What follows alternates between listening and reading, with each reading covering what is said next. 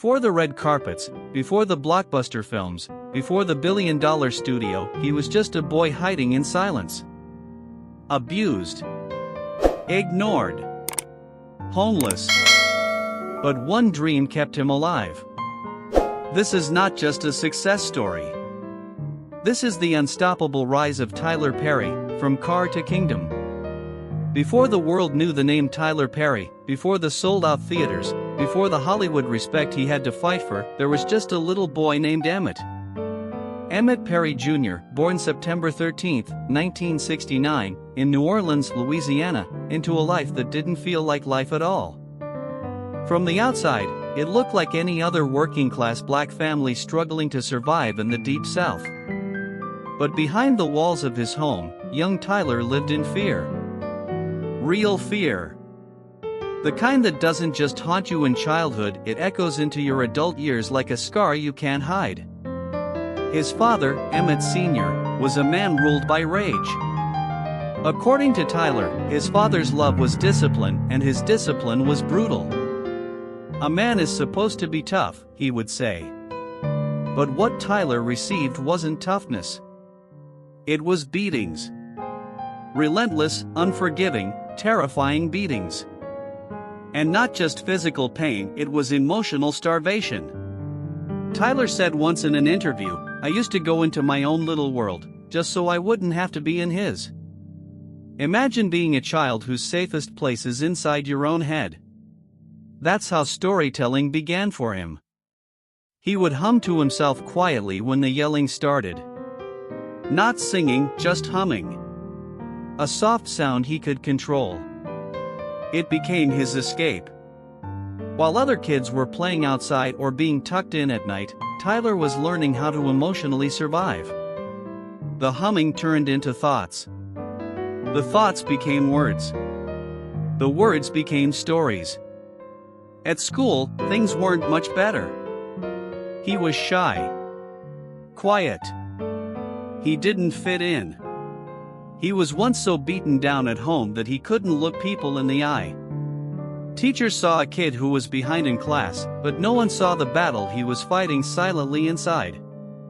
By age 10, he was already dealing with deep emotional scars most adults would never heal from. And yet, despite all that, there was one person who gave him a glimpse of light, his mother, Willie Maxine Perry. She was soft where his father was hard. She was quiet but powerful. Every Sunday, she'd take him to church, his only sanctuary. Inside those church walls, Tyler saw something beautiful: music, storytelling, emotion. For a few hours each week, he saw people who weren't hiding their pain, they were turning it into praise. And that changed everything. He started seeing the connection between pain and purpose. Between suffering and strength. And though he didn't know it yet, those church pews and gospel hymns were laying the foundation for the characters he would one day create: women like Medea, who carried pain on their backs and still cooked dinner with love. When Tyler was 12, something happened that changed everything. His father had once again erupted in rage. Tyler, desperate for a lifeline, attempted to take his own life. It was a moment so dark that he rarely speaks of it in detail. But it's real. It's part of his truth. He didn't die. But something in him was reborn. He realized he didn't want to just survive, he wanted to matter. He wanted to escape, not just from his father, but from the cycle. The poverty. The pain. The silence. At 16, inspired by an episode of The Oprah Winfrey Show where journaling was encouraged as a form of self-healing, Tyler picked up a pen and began to write letters to himself. These weren't just diary entries, they were therapy. They were prayers disguised as paragraphs. He started to give voice to the things he was too afraid to say out loud. And slowly, he started healing. Those letters would become the earliest seeds of the stories he'd write later. Stories about black families. Stories about abuse and forgiveness. Stories about mothers who held everything together. Stories that weren't polished, but were real. What's astonishing is that the world tried to tell him he was nothing. He wasn't a good student. He didn't come from money. His own father once told him, "You ain't gonna be nothing." But Tyler Perry didn't believe that. Or at least, he refused to let it be true. He changed his name, dropping Emmett Jr. and calling himself Tyler, almost as if to symbolically bury the boy who had endured so much pain. He wasn't running from his past. He was building something new. And that's how the boy who lived in silence became the man who would one day speak for millions. By his early 20s, Tyler Perry was no stranger to pain. But now, he had something that pain couldn't take away, a dream. A fragile, flickering idea that maybe, just maybe, his stories could mean something. In 1992, he poured his trauma, memories, and deepest wounds into a stage play titled I Know I've Been Changed. It was raw. It was imperfect. It was personal. The play tackled topics like child abuse, family dysfunction, and redemption. It was more than just a script, it was therapy, poetry, and a prayer all in one. But dreams aren't enough when bills are due. Tyler had no money, no connections, and no guide.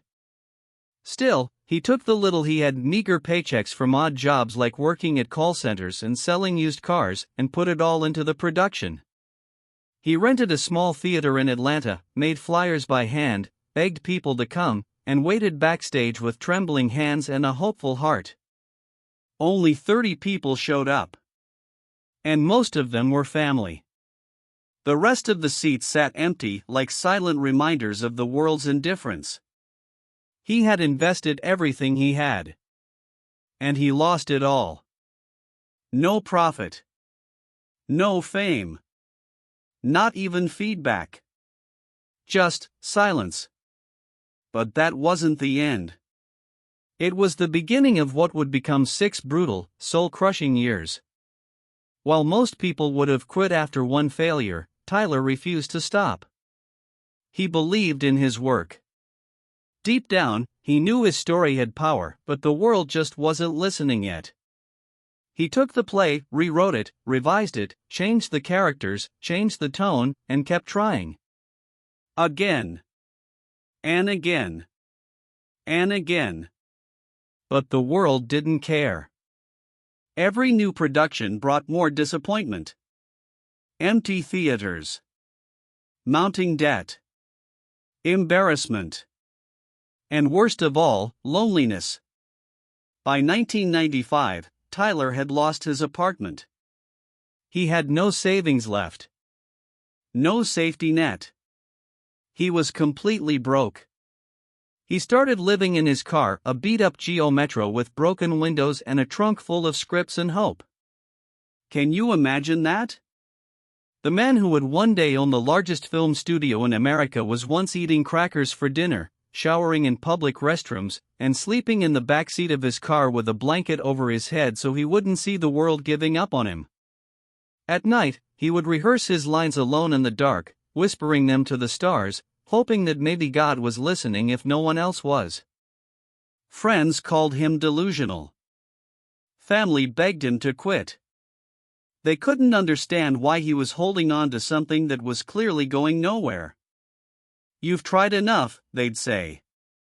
Time to be realistic. But Tyler didn't want to be realistic. He wanted to be free. He was fighting not just for success, but for his identity. The world had tried to define him by his past. Abused. Broke. Uneducated. Forgotten. But Tyler saw something else in himself, a voice. He once said, "I refuse to let people who gave up on their dreams talk me out of mine." Every dollar he earned from side jobs went right back into the next production. And the next. And the next. He'd save enough to rent a community theater for one weekend, pour his heart into the show, and then watch it flop. He lived on couches when he could. On the street when he couldn't. Still, he wrote. Still, he hoped. And in that time, something else was being built quietly inside him: resilience. Not the kind you learn from books, but the kind forged in the fire of failure. Every no made him sharper. Every empty seat made him hungrier. Every cold night in that car turned his skin to armor. By 1998, after 6 years of humiliation and heartbreak, he told himself this was the final try. He had no more money, no more favors to pull. This time, if it failed again, he would finally walk away. He rented the theater. He put up posters. He prayed harder than he ever had. And on opening night, something was different. People came. Not a few. Not just family. Dozens. Then hundreds. Word spread fast. By the second night, it was sold out. By the end of the weekend, there were standing ovations and people in tears. He had finally broken through. His play wasn't just entertainment, it was healing. For every person who had been hurt, betrayed, abused, or overlooked, his story spoke directly to them. Tyler wasn't performing, he was reflecting their truth back at them. That was the moment everything changed. But it didn't happen overnight. It happened after 6 years of rejection. 6 years of humiliation. 6 years of sleeping in a car with nothing but a dream and a pen. And Tyler Perry never forgot those years. In fact, he often says they were necessary. That his struggle gave his success purpose. Because when you lose everything and keep going, you become unstoppable. After years of failure. After sleeping in his car. After every rejection, every heartbreak, every disappointment. Tyler Perry tried again. One final time. It was 1998. He rented the theater again. He promoted his play one more time. He prayed hard, just like he always had. But this time, something felt different. He couldn't explain it. He just knew he had to trust it. The night of the show arrived. And this time, the seats didn't stay empty. People showed up. Not just a few, but dozens. And by the time the lights dimmed, the theater was full. The play began. I Know I've Been Changed, the same one he had rewritten again and again over the past 6 years. It was raw. Emotional. Messy. Honest. It was about abuse. About forgiveness. About faith. It was everything Tyler had lived through. And everything he had survived. And something incredible happened. The crowd responded. They leaned in. They laughed. They cried. They shouted amen from their seats like it was Sunday morning in church. They weren't just watching a play. They were seeing themselves. It was the breakthrough he had waited for. The moment he'd imagined on all those nights in his car. It had finally arrived. The success didn't stop there. Word spread quickly. That one show turned into multiple nights. Then weeks. Then a full tour. Atlanta. Birmingham. Detroit. Chicago. Houston. Every city he visited. Sold out shows. And do you know what made it powerful? He didn't change his style. He didn't water down his message. He didn't try to please the critics. He stayed true to the people who supported him from the beginning. The working class black community. They were his foundation. And he never forgot that. They weren't looking for perfection. They were looking for truth. And Tyler gave them that, every night. But he didn't stop there. In 1999, while developing a new play, Tyler created a character that would change everything. Her name was Medea. She was loud. She was wild. She was unapologetic. A grandmother who wore long dresses, carried a Bible, and didn't mind using a frying pan to teach a lesson. She was hilarious, wise, and real. Medea was inspired by the women who raised Tyler. His mother. His aunties. The ladies in his church, strong black women who had been through everything and still stood tall. Tyler decided to play Medea himself. He put on the wig, the dress, the glasses, and stepped on stage. The audience couldn't believe it. A man dressed like an old lady? But within minutes, they were roaring with laughter. Because Medea didn't hold back. She said what people were thinking. She spoke the truth. With humor, with fire, and with love. She called out lazy sons, cheating husbands, stubborn daughters. She preached about prayer. And she'd fight you and hug you in the same breath. People couldn't get enough of her. She became a star. And Tyler? He became a force. He took Medea on the road. New plays. New cities. Bigger crowds. He wasn't just performing. He was building something bigger. An audience. A connection. A movement. By the early 2000s, Tyler Perry's plays had grossed tens of millions of dollars. And every dollar was reinvested. Back into the next project. Back into the dream. He wrote every script. Directed every show. Starred in every production. And most importantly, he owned everything. He didn't need permission. He didn't need Hollywood. He didn't need approval from the critics. Because he had the people. And the people had him. While other filmmakers were chasing studio deals, Tyler was filling theaters across the country independently. No agents. No backing. Just belief. Belief in his stories. Belief in his audience. And belief in himself. Medea went from stage to screen. And Tyler's influence kept growing. But through it all, he remained grounded. He never forgot where it all began. In a small theater in Atlanta. With a story no one believed in. Except him. And a crowd that showed up when it mattered most. That was the miracle. Not fame.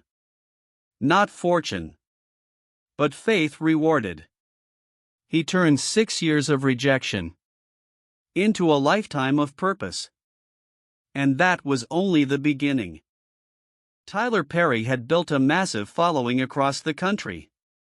His stage plays were earning millions. Medea had become a household name in black communities. Audiences were showing up in record numbers. People were laughing, crying, healing. But Hollywood didn't care. The critics dismissed him. They called his work too dramatic, too churchy, too loud, too simple. They said his characters were stereotypes. That he wasn't real cinema. That his stories weren't sophisticated enough for the big screen. Tyler Perry didn't fit into their mold. So they ignored him. They refused to fund his films. They wouldn't distribute his work. They said there was no market for what he was doing. But the funny thing is, while Hollywood was busy ignoring him, millions of people were buying tickets to his shows. Over and over again. And Tyler Perry saw something that the industry refused to see. There was an entire audience being overlooked. An audience hungry for stories that reflected their reality. their pain, their faith, their families, their humor. So while Hollywood said no, Tyler said, "I'll do it myself." And he did. He took the money he made from his stage plays and reinvested it into his own film.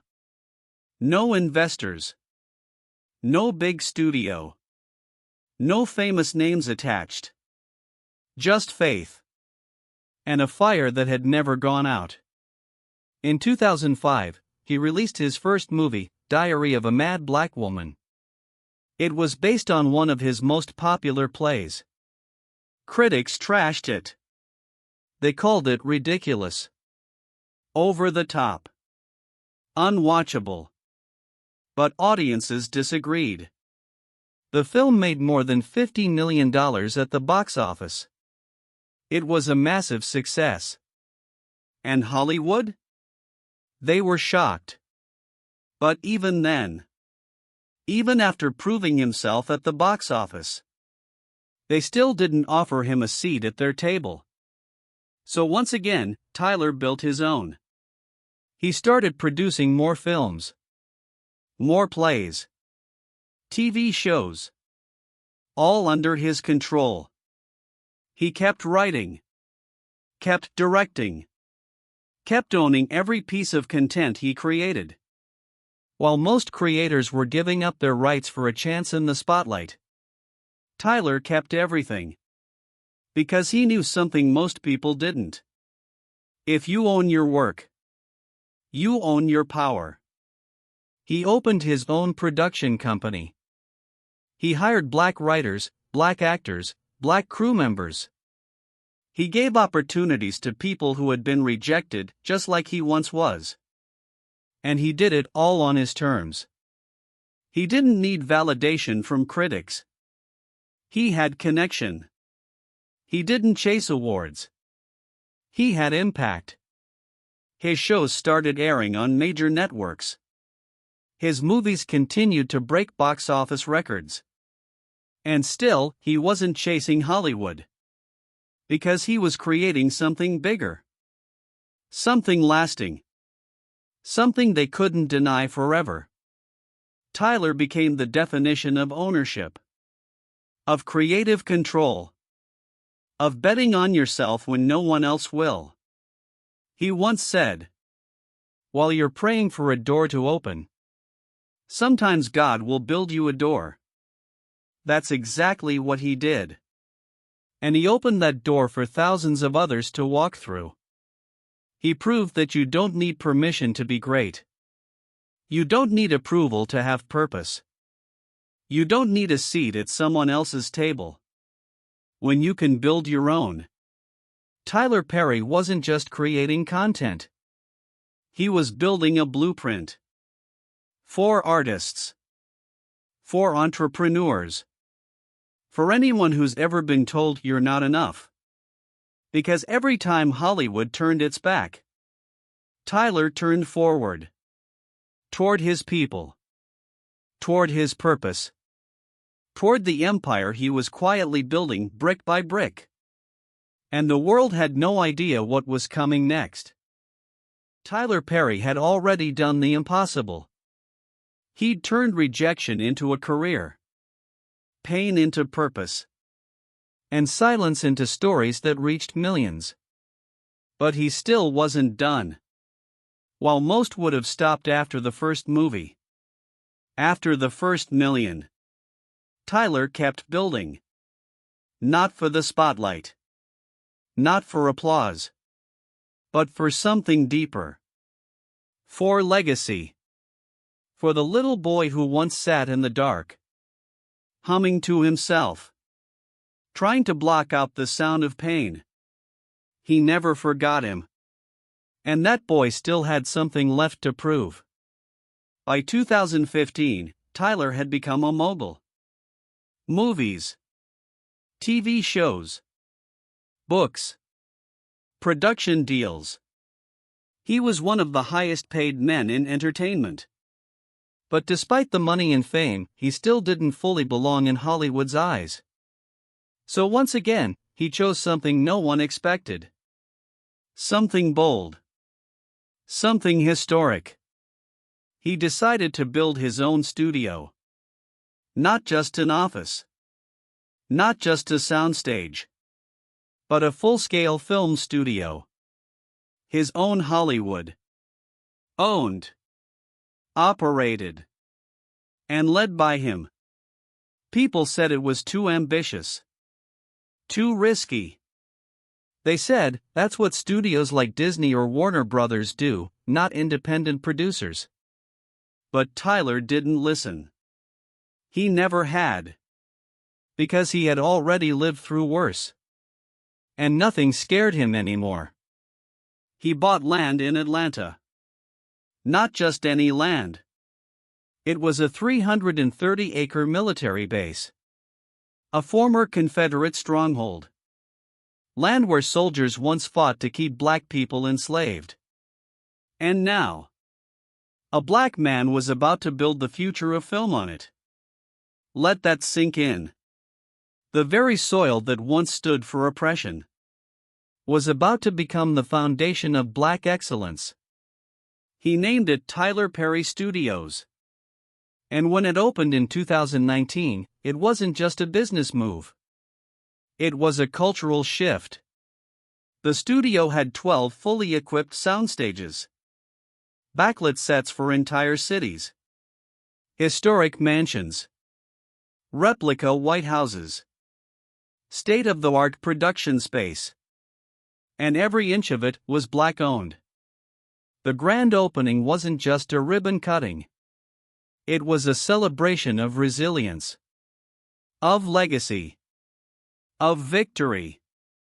He invited legends. Oprah Winfrey. Beyoncé. Denzel Washington. Spike Lee. Black artists who had paved the way, many of whom never got the recognition they deserved. And for the first time, they stood on ground that belonged to one of their own. Tyler said something powerful that night. He said, "The studio was built on the land that once housed Confederate soldiers, people who wanted to keep us out. And now it's owned by me. That's progress." And he was right. Because this wasn't just a building. It was a message. To Hollywood. To history. To every person who had ever been told you're not good enough. It was proof.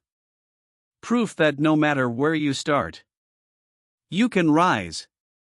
That no matter who tries to stop you, you can push forward. That even when the world closes its doors, you can build your own. Tyler Perry Studios became the first major film studio in the US that's black-owned. And not only that. It's bigger than Disney, Paramount, and Warner Brothers combined. From sleeping in his car to owning a kingdom. From ignored to unstoppable. And still, he gives back. He creates jobs. Trains young talent. Tells untold stories. He builds opportunities for people who remind him of who he once was. And every time someone walks onto that studio lot, they're walking on something more than pavement. They're walking on purpose. Because Tyler didn't just survive. He created space. For others to dream. To heal. To be seen. He turned his greatest pain into a platform. And his deepest scars into strength. Today, Tyler Perry isn't just a filmmaker. He's a movement. A reminder that the most powerful stories are the ones that come from struggle, from faith, from fire. He once said, "It's not about what you're born into. It's about what you do with it." And he did everything. He turned rejection into resilience. He turned silence into success. And he turned 330 acres of history into the future. It's Visionary Steps 09. Don't forget to like and subscribe. Thanks for watching.